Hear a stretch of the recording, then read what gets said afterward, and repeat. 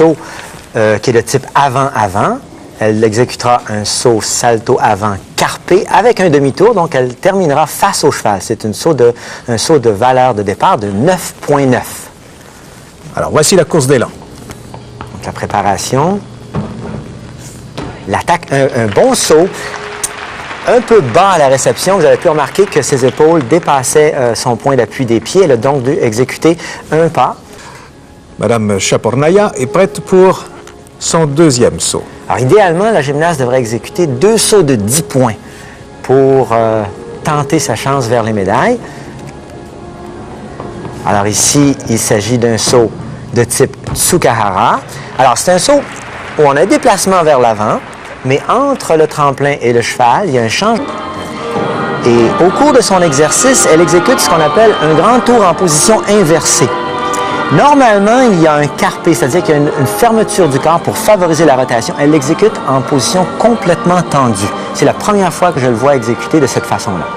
Alors, vous nous ferez bien remarquer à quel moment. Exactement, son introduction. Alors, on a parlé donc d'élan. Alors, voici là, les grands tours avec une pirouette et le catch-chef. Transition, donc, dos à la barre. Regardez la transition. On peut voir déjà le calibre. Salto entre les barres. Les changements de direction, c'est une exigence. Donc, on va voir ici, donc, le grand tour arrière. Regardez bien, changement en position inversée. Grand tour tendu, c'était là. Et regardez maintenant la sortie de cette position-là, avec un demi-tour. Impeccable. Alors, c'est une combinaison de difficultés, un peu désavantagée pour tout ce qui touche les éléments de rotation. Et vous allez voir, elle s'en sort très bien. Elle a un exercice qui est quand même très puissant. Une belle composition avec une exécution dans la portion artistique qui va dans le cadre de l'école, de l'ancienne école URSS. Alors ici, on a pu voir un double salto arrière avec vrille en entrée. Alors, regardez, une composition intelligente, c'est-à-dire il rencontre des exigences de composition, mais en même temps, c'est pas un exercice qui va la fatiguer outre mesure.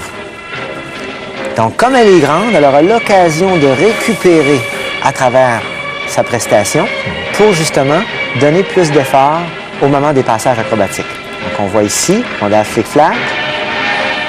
Ah oui, solide. Double vrille et demi, salto avant au rebond.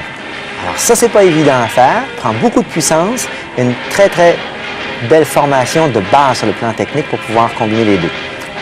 Et regardez, à nouveau, l'utilisation d'un répertoire qu'elle contrôle très bien, donc vrille avant et demi, suivi d'un salto groupé au rebond. Si vous voulez une petite idée de l'emploi du temps de ces athlètes ukrainiennes, eh bien 2 ou 3 séances d'entraînement quotidiennes, 6 jours semaine. Voilà. Pour récompense le dimanche, eh bien une glace à la vanille. Si vous pouvez en trouver en Ukraine ces temps-ci. Alors le standard, évidemment, vers les 30 à 36 heures dans le cas de ce niveau-là. Et une triple vrille à la fin. Alors vraiment un exercice qui est de très, très fort calibre.